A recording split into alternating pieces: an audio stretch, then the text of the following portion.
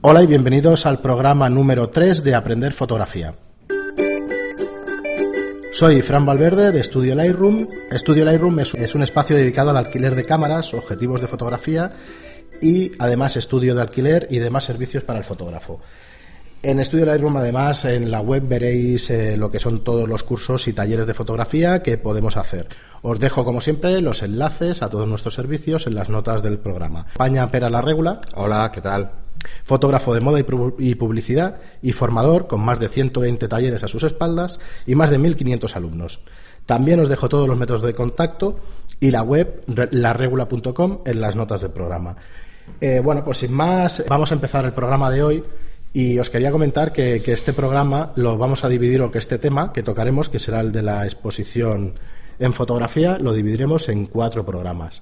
Esto es así porque el tema es bastante amplio, es una de las bases, o diría que de lo más importante en fotografía. Sí, hay mucha gente que en la fotografía digital no le presta tanta atención por el hecho de la repetición, pero creo que es importante que se entienda. Sí, entonces lo dividiremos, como digo, pues en 4 bloques, ¿no? En el primero de ellos, que será el programa número 3, el de hoy, será las variables de la exposición. Aquí tocaremos pues el ISO, tocaremos el diafragma, tocaremos la obturación, la ley de la reciprocidad y poca cosa más. Entiendo que con estos conceptos pues puede quedar bastante claro lo que es los ajustes en cámara de exposición. Los ajustes de exposición. A partir de ahí pues tocaremos otra serie de temas que son claves para aprender pues a exponer y a medir la escena, que realmente hay una diferencia entre exponer y saber medir la escena o entender.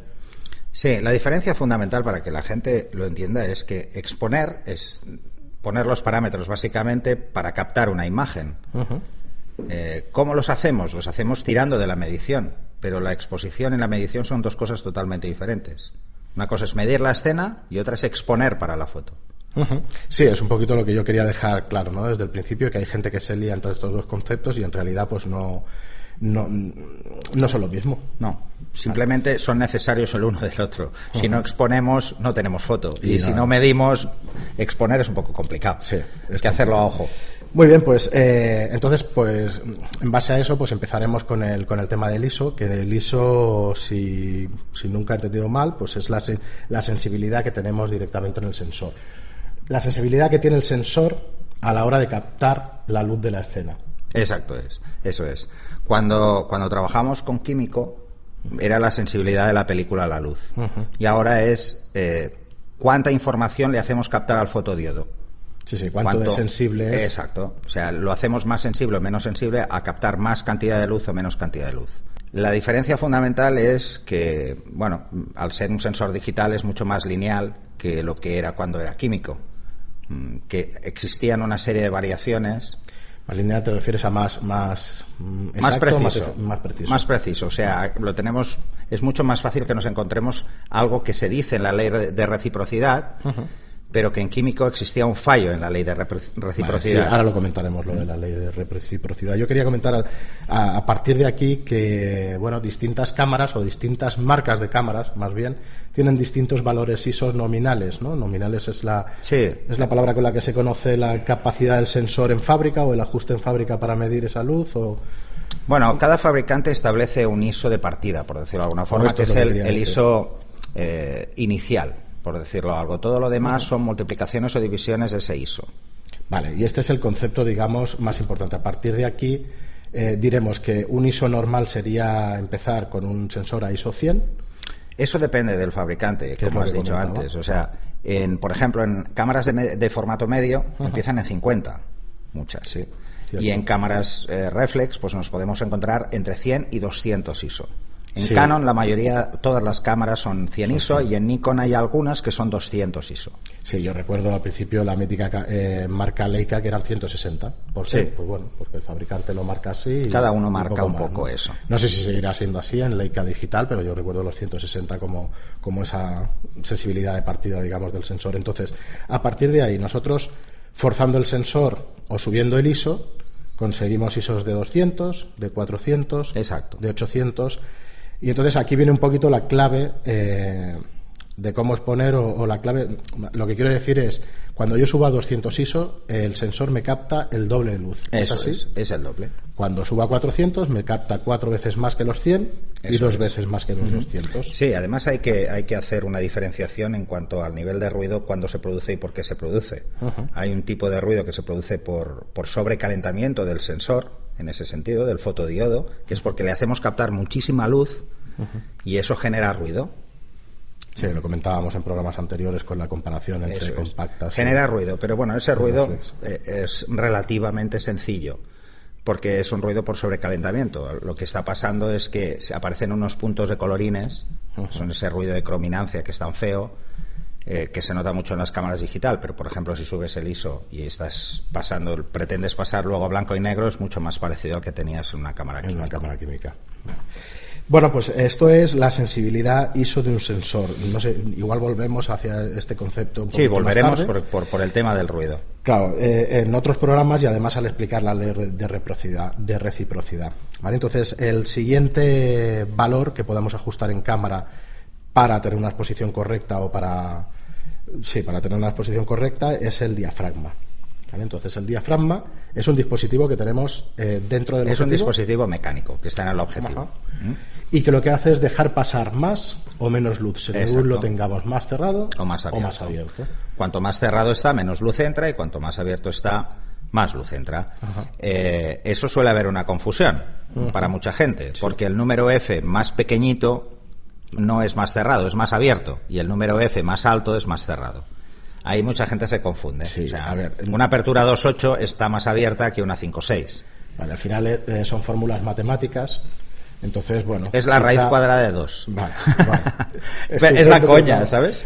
Al final resulta que es un tema poco intuitivo, que hay que aprendérselo y al final hay que interiorizar. Lo que hay que tener muy claro, igual que veíamos en el ISO, porque se ve numéricamente que es sencillo, que 100 ISO es el doble de sensibilidad que 50 y 200 es el doble que 100, pues con el diafragma pasa lo mismo. Lo que pasa es que los números hay que tenerlos claros. Por ejemplo, hay una fórmula muy fácil para aprenderlo. Si empezamos, por ejemplo, en 2.8, que la mayoría de objetivos pueden tener 2.8, el doble de luz es el paso anterior, que es F2. Y la mitad de luz es el paso siguiente, que es F4. ¿Cómo podemos tener claro cómo saltamos esos números? Pues una fórmula muy sencilla. Multiplicamos el número F por 2 y nos dará no el siguiente, sino el siguiente al siguiente. Y cuando nos vayamos al siguiente, si multiplicamos por 2 nos dará el siguiente al siguiente. Siempre es así. Por ejemplo, os pongo un ejemplo muy rápido que es mucho mejor. Si empezamos en F1, que es por definición lo más abierto que podría ser un objetivo, un diafragma, el siguiente que tenemos ahí es 1.4. Veis que no es lineal. El siguiente es F2, pero F2 es el doble que F1, que era el anterior. Vale. Y el siguiente F2 es 2.8, que es multiplicar F4 por 2. ¿Lo veis, no? Es como un salto. Si lo dibujamos un poco en la cabeza, pues podemos tenerlo un poquito más. Así es una forma sencilla de acordarse. Sí. Al final, si no te acuerdas, pues es un tema de aprenderlo, de aprendértelo de memoria o de mirar en cámara directamente, porque en absolutamente todas las cámaras. Lo que hay que tener en cuenta es que las cámaras fraccionan esos pasos en tercios. En lugar de... O en medios, depende de cómo la tengas configurada. Ojo, eso es otra cosa que hay que vigilar. Sí. Hay que procurar tener las cámaras en tercios y no en medios. Porque tenemos más precisión a la hora de ajustar la exposición. Es lo que te iba a decir, es un tema de ajuste, ¿no? Es un tema de ajuste. Sí, es por precisión. Vale. Bueno, pues además de precisión, visualmente es confuso, porque cuando nos ponemos a medir una escena, luego cuando lleguemos a la medición lo veréis, el exposímetro que hay dentro del visor va en tercios. Entonces, si lo ponemos en medios, veremos que en vez de ver un palito, veremos dos que van saltando. Vale, este exposímetro que hay en el visor no hay manera de ponerlo en medios. No se puede poner en medios, siempre está en tercios. Crea confusión. Entonces, del diafragma, ¿qué es lo que más quería, que es lo que quería tocar también? El tema de la profundidad de campo. Bueno, antes de llegar a eso, porque será más una suma de conceptos y la gente se puede un poco perder, como concepto general de profundidad de campo, es que cuanto más abierto está el diafragma, menos es la profundidad de campo. Pero en la profundidad de campo afectan más factores. Vale. No, pues que los veremos más adelante. Más adelante. Únicamente, pues eso, indicar que cuanto más abierto el diafragma... Solo aclarar un pequeño detalle para que la gente lo tenga claro con el tema del diafragma. Los diafragmas son aparatos mecánicos, bueno, electromagnéticos de hecho son, ¿vale? Porque son unas cortinillas muy finas que pesan muy poco. Tenéis que tener en cuenta una cosa. Cuando enfocáis con vuestra cámara, el diafragma siempre está totalmente abierto, o sea, en la apertura mayor. ¿Eso qué quiere decir? Que lo que tenéis que vigilar es que la precisión del enfoque está asociada a esa apertura y no a la que disparéis luego. Vale, con lo cual... Es un detalle puntilloso, sí. pero es bueno que lo sepáis, porque está en los manuales y mucha gente se olvida de leer eso. Correcto. Bueno, y la tercera o el tercer valor que nos influye en la toma fotográfica o en la exposición es la velocidad de obturación. Entonces, la velocidad de obturación es el tiempo que el obturador de cámara permanece abierto. Exacto, es muy sencillo. Es como si tuviéramos, es una cortinilla, pues es como si tuviéramos la cortina de casa y le dejáramos entrar luz al salón, pues 10 segundos o 5 segundos. Correcto. Y todos son fracciones de tiempo. Sí, entonces, bueno, tenemos desde, 1,50, 1,100, 1,200... Siempre es el doble. Sí. Luego están los tercios, pero los pasos son los dobles. Por ejemplo, un 125, pues el doble. El siguiente, más rápido, es 250. Más lento es 75. Como 75 no está como fracción, está 80. Hacen unos redondeos que a veces cuesta de entender por debajo de obturaciones de 100, de un 100 de segundo. Ahí veréis que hay unos saltos, pero es por redondeo, ¿eh? Sí, luego a partir de ahí, pues 1 segundo, 2 segundos de exposición, para las tomas nocturnas y eso, pues algunos segundos más y eso. Y lo mismo, tengamos en cuenta eso, la cantidad de luz que entra cuando disparamos en un 250, en un 125avo, es el doble de luz. Así que pensemos en eso. Estamos al revés, es lo que decía, que al final hay que interiorizarlo. Porque pensemos que son fracciones de segundo, en vez de coger y pensar que es una velocidad real, sino que es una fracción. Tú ves la velocidad más alta y te piensas que estás más tiempo exponiendo y es justo al revés. Es justo al revés. Sí.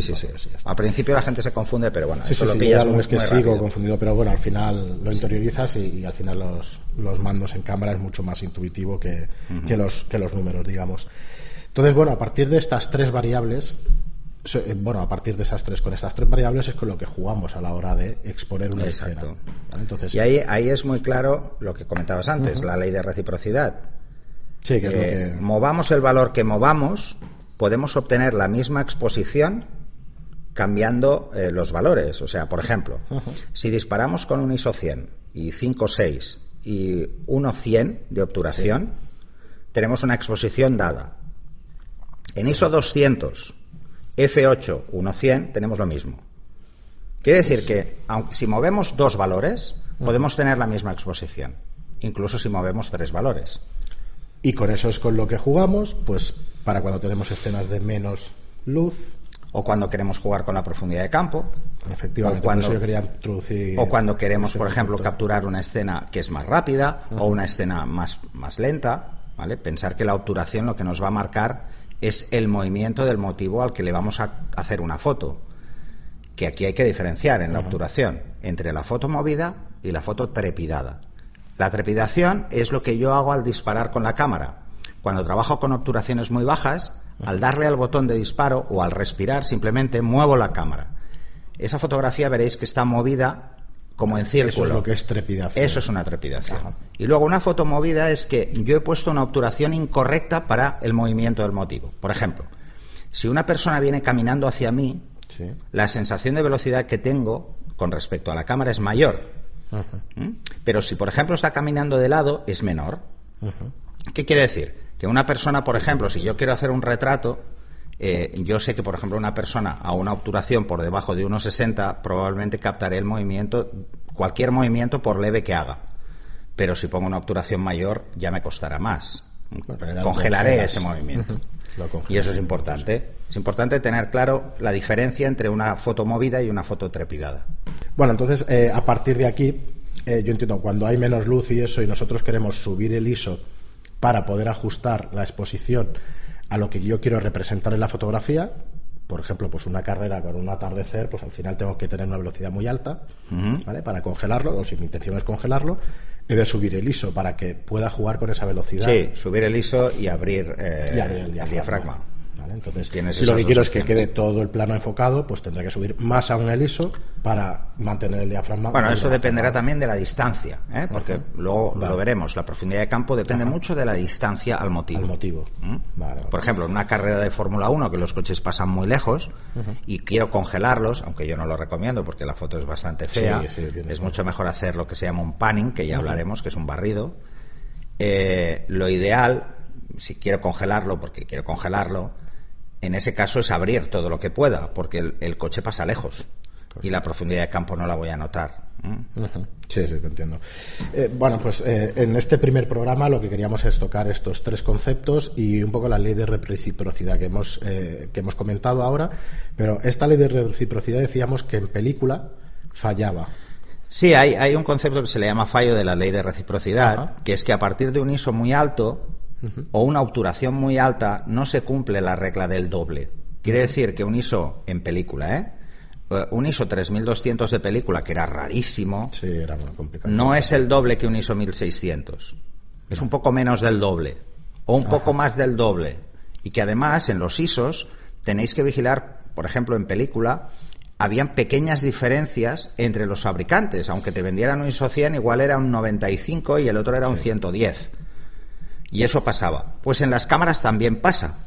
Un ISO 100 de una cámara Canon no es exactamente el mismo ISO 100 que en una Nikon. Puede haber pequeñas variaciones. En teoría, esas variaciones se arrastran durante toda la escala. O sea, van desde el primer al último ISO. Pero solo es teoría. Sí. ¿Vale? Eso lo podéis ver en algunas comparativas de medición ISO que hay por la web, que hay muchísimas. Es lo más fácil para verlo, ¿no? El histograma que tocaremos. Sí. Es como la obturación. Pensar que como el diafragma es electromecánico, pero tiene un movimiento limitado, el obturador tiene un movimiento muy lento, muy rápido. O sea, un 8000 de segundo, para medirlo, supongo, es muy difícil que se cumpla realmente. Y que esté ajustado. Y entiendo que una cámara con 3 años de funcionamiento no tendrá no será lo mismo. Luego el obturador además va quedando laxo con el tiempo. Cada vez falla. O sea, al final se rompe. Que eso es lo que hablamos de la vida útil de un obturador, que en algunas cámaras te dice que son 100.000 disparos, en otras 150.000, en otras 250.000. Es un estimado o una media. Es un estimado también en función del uso que le des. Y si tú desde el primer día te da por hacer todas las fotos a un 8.000, pues te va a durar 2 días. Si haces mucha foto de estudio, te va a durar mucho, porque las obturaciones en estudio son muy bajas porque usas el flash para congelar. Sí, aquí tenemos cámaras de prácticamente hace 10 años y están funcionando y probablemente tendrán más de 150.000 obturaciones seguro. Sí. Bueno, pues eso hay que tenerlo en cuenta. O sea, cuando la gente dice que en digital no cuesta dinero la foto, se engaña. De entrada le ha costado una pasta la cámara, pero luego además el obturador tarde o temprano falla. En las químicas pasaba igual. Lo que pasa es que, claro, ahora la gente dispara mucho más porque meten una tarjeta de 16 gigas y se vuelven locos a disparar, y antes eso era una fortuna en película. Correcto. Bueno, pues espera, lo dejaremos aquí, este primer programa sobre la edición de la exposición. Y como siempre, os pediría una valoración de 5 estrellas en iTunes y un me gusta en iVoox. ¿Para qué es esto? Para la difusión de este programa y para permitirnos llegar pues a más gente como vosotros. Quisiera agradeceros además a los que ya habéis hecho esta valoración de 5 estrellas y sin más pues despedirnos hasta el próximo capítulo que bueno, tocaremos un poquito las maneras o los modos no los modos de medición sino los aparatos que nos sirven para esta medición, el posímetro, fotómetro de mano, el histograma y todos estos conceptos, así que hasta la próxima. Hasta la próxima, un placer.